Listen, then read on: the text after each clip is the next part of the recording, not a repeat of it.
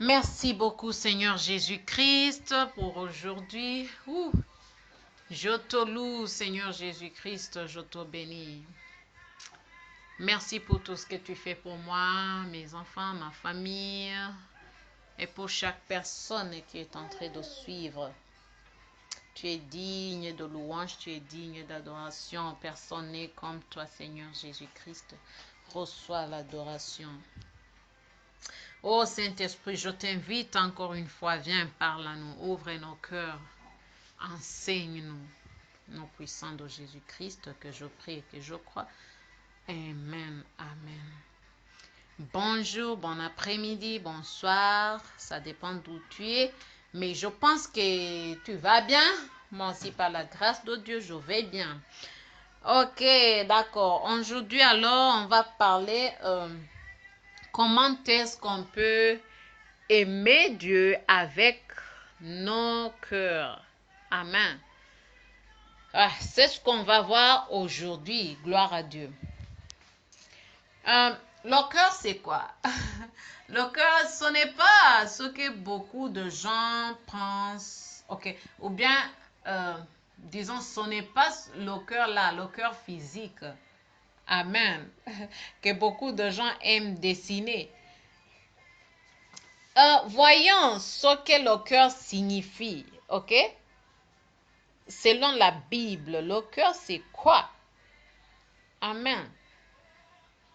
Selon la parole de Dieu, le cœur c'est quoi? Et quelle est l'importance de notre cœur dans notre relation avec le Seigneur? Amen. Le cœur, ce n'est pas seulement ce que nous voyons, ok? Tu sais, même si comment dire, à l'hôpital, les gens, une personne peut mourir et le docteur, si tu lui demandes, il peut te dire, oh, le cœur s'est arrêté et puis il est mort. Mais tu sais, ce cœur-là, je ne vois pas comment le dire, mais je veux dire que ce cœur-là, c'est très différent du cœur, le cœur. Euh, Spirituel. Je ne vois pas comment le dire, mais ok. Lisons dans quelques versets ici et puis on va, je pense que Dieu va nous aider à entendre, ok, le cœur. Lisons dans Matthieu 9, verset 4. Amen. Et Jésus, connaissant leurs pensées, dit, pourquoi pensez-vous de mauvaises choses dans votre cœur? Tu vois, utilisons ce verset. Nous voyons que la pensée est une activité de l'esprit. Ok? Mais le Seigneur Jésus a demandé aux scribes pourquoi ils pensaient dans leur cœur. Donc, on voit aussi que la pensée, c'est aussi activité de quoi? Du cœur. Amen. Donc, la pensée fait partie du cœur. Gloire à Dieu. Ou bien lisons dans Acte 11, verset 23. Si on lit ça, qui quand il est arrivé a vu la grâce de Dieu, s'est réjoui et les a tous encouragés à rester avec le Seigneur avec un but du cœur. Avoir un but. On voit ici que c'est aussi, ça fait aussi partie du cœur. C'est décider fortement de faire quelque chose. Donc, c'est un exercice de notre volonté. Et aussi, ça montre que la volonté fait partie de notre cœur. Amen. On peut aussi voir dans Jean 16, verset 22. C'est pourquoi vous aussi maintenant vous avez du chagrin, mais je te reverrai et ton cœur se réjouira et personne ne t'enlèvera ta joie. Amen. La joie est liée à nos émotions, mais ici nous voyons que notre cœur se réjouit. Cela nous montre que notre émotion aussi fait partie de notre cœur. Amen. Voyons un autre verset, Hébreux 10, verset 22. Avançons vers le Saint des Saints avec un cœur sincère dans la pleine assurance de la foi, ayant nos cœurs aspergés d'une mauvaise conscience et ayant nos corps lavés à l'eau pure. Avoir notre cœur arrosé d'une mauvaise conscience indique que notre conscience aussi fait également partie de notre cœur. Gloire à Dieu. Donc, ces versets-là, les versets qu'on vient de lire, montrent que notre cœur fait bien plus que ce que nous aurions pu penser. Amen. En plus de ressentir le large éventail d'émotions humaines, notre cœur pense, notre cœur décide et notre cœur fait quoi? Perçoit le bien du mal. Amen. Gloire à Jésus-Christ. Donc, voyons maintenant deux raisons pour lesquelles la fonction de notre cœur est si importante. Parce que, qu'est-ce que Jésus-Christ nous a dit dans Marc 12, 30? Et tu aimeras le Seigneur ton Dieu de quoi? De tout ton cœur. C'est ce que Jésus-Christ nous a dit. Si nous n'avions pas de cœur, nous ne pourrions pas ressentir l'amour ou recevoir l'amour en retour. Amen. Dieu nous a créés avec un cœur afin que nous puissions avoir une relation. Gloire à Dieu. Oh, excusez-moi. Gloire à Dieu. Je disais quoi? Dieu nous a créés avec un cœur afin que nous puissions avoir une relation d'amour avec lui. Dans un sens très réel, notre cœur est au centre de quoi? De notre relation avec Dieu.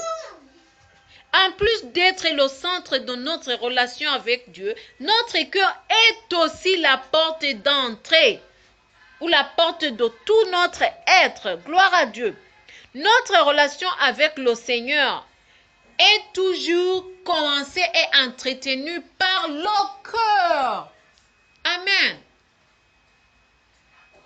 Entrer en contact avec le Seigneur, c'est une affaire d'esprit. Ça, je le sais.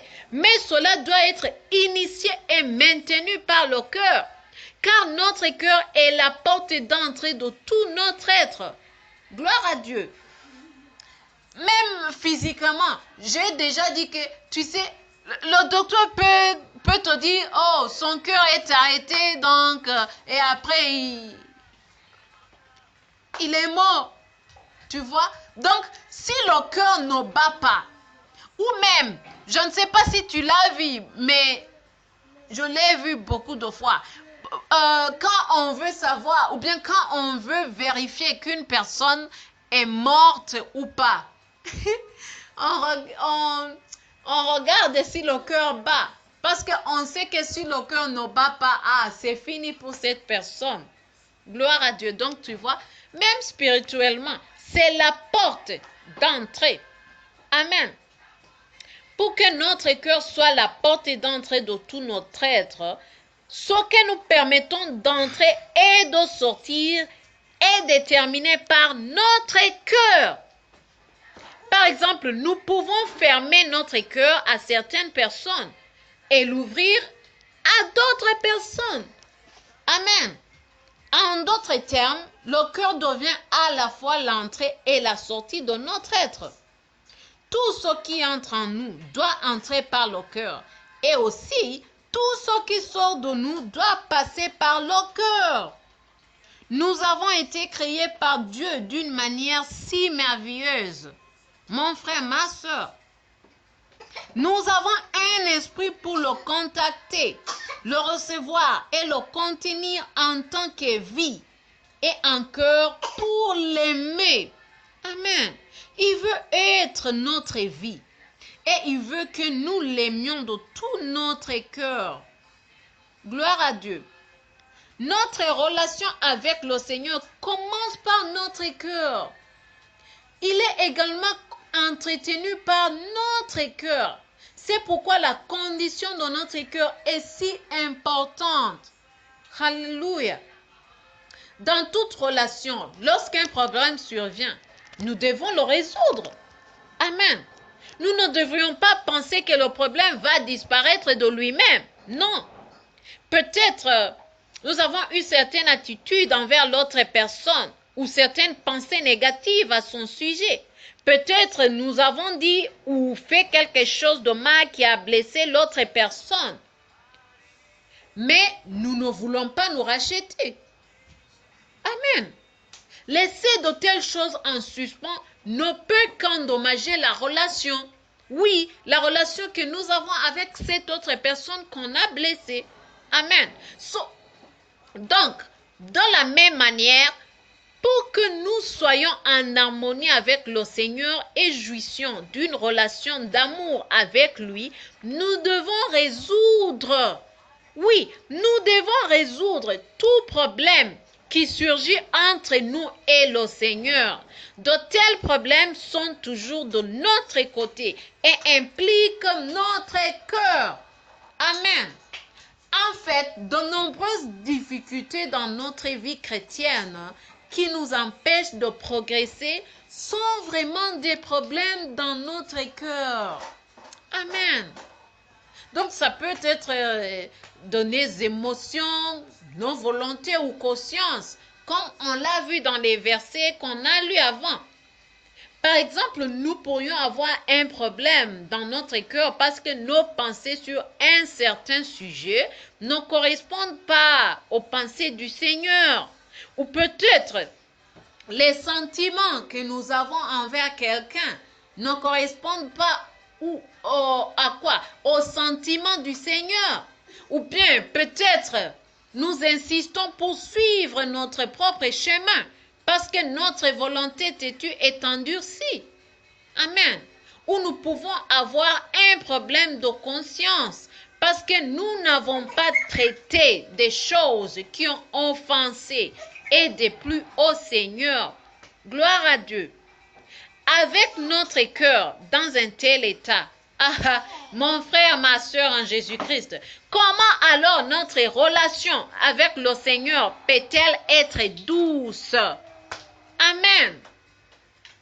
Maintenant, nous pouvons voir combien il est très très important d'être conscient de l'état de notre cœur afin de maintenir notre relation d'amour et de chaleur avec le Seigneur. Gloire à Dieu.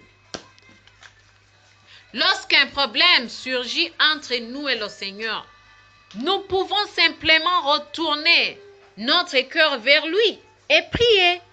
Oui, nous pouvons utiliser des simples mots comme Seigneur Jésus-Christ, je t'ouvre mon cœur, je veux que rien ne s'interpose entre moi et toi. Je t'aime, Seigneur Jésus-Christ. Juste quelques simples mots. Amen. Nous devons admettre que même si nous aimons Dieu dans une certaine mesure, il n'est pas le seul que nous aimons. Et parfois, il n'est pas celui que nous aimons le plus. Oh, c'est dommage. Gloire à Dieu. Beaucoup de choses nous serrent le cœur. Bien beaucoup de personnes.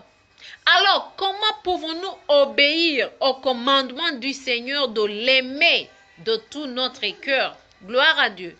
Le Seigneur, lui aussi, est bien conscient que nous ne sommes pas capables d'un tel amour par nous-mêmes. Amen. Nous devons réaliser que lorsque Dieu fait une demande, il a l'intention de répondre à cette demande pour nous. On peut le voir dans 1 Jean 4, 19. Gloire à Dieu. Nous pouvons voir que notre amour pour Dieu vient de Dieu lui-même. Gloire à Jésus-Christ. Nous aimons parce qu'il nous a aimés le premier. Amen. Si nous lisons aussi versets 20 et 21, nous voyons que Dieu nous a d'abord aimés à ce qui nous a infusé de son amour et a généré en nous l'amour dont nous l'aimons ainsi que nos frères. Donc Dieu est la source réelle de notre amour pour lui. Il nous a aimés le premier. Et il a fait quoi? Il nous a infusé de son amour. si j'essaie de donner la définition d'infuser, c'est comme, pardon, tu sais, c'est comme remplir ou imprégner. Donc, nous sommes imprégnés de l'amour de Dieu. L'amour de Dieu en nous et l'amour avec lequel nous pouvons l'aimer en retour. Gloire à Dieu. Dieu est un Dieu d'amour et il nous a créés avec un cœur pour que nous l'aimions entièrement et absolument. Gloire à Dieu. Mais d'après notre expérience, nous savons que notre cœur aime beaucoup d'autres choses que Dieu. Ou bien notre cœur aime beaucoup d'autres personnes que Dieu. Alors, que faisons-nous? On peut essayer simplement de ne pas aimer ces choses. Mais ça ne fonctionne pas comme ça. Amen. Amen. Donc, ce qu'on doit faire, on peut faire ce que l'apôtre Paul a dit à l'église de Corinthe. Amen. Voyons dans 2 Corinthiens 3, versets 15 et 16. Un voile recouvre leur cœur, mais chaque fois que leur cœur se tourne vers le Seigneur, le voile est ôté. Donc, lorsque notre cœur se détourne du Seigneur et se concentre sur des choses telles que les péchés, les préoccupations égoïstes ou bien les plaisirs du monde, il est recouvert d'un voile. Nous ne pouvons pas voir le Seigneur. Gloire à Dieu. Mais lorsque nous tournons notre cœur vers lui, le voile est enlevé et nous pouvons revoir le Seigneur. Amen. Nous voyons sa beauté, ses vertus et combien il est merveilleux, il est bon, miraculeux. Amen. Ensuite, il insuffle plus de ce qu'il est, y compris l'amour en nous. De cette façon, notre amour pour lui grandit. Gloire à Dieu. Donc, nous pouvons tourner nos cœurs vers le Seigneur Jésus-Christ à tout moment. Nous pouvons aimer notre Dieu. Nous pouvons faire des exercices. Par exemple, comme lire la Bible, oui, prier, être dans sa présence. Amen. Tous ces exercices-là peuvent nous aider à enlever le voile de notre cœur. Amen. Et aussi à restaurer notre communion avec le Seigneur et notre amour pour lui. Gloire à Dieu. Donc, je prie que le Saint-Esprit t'aide à bien comprendre comment tu peux aimer Dieu avec ton cœur. Gloire à Dieu. Et je sais qu'il va faire ça. Amen. Je sais qu'il va faire ça. D'accord. Merci beaucoup pour ton temps. Que Dieu te bénisse, que Dieu te protège, que Dieu te préserve, toi et ta famille. Je t'aime, mais souviens-toi, Dieu t'aime beaucoup plus. Je t'aime beaucoup, Seigneur Jésus-Christ. Je t'aime, Saint-Esprit, et toi qui suis. Au revoir, bon lundi, bon début de semaine.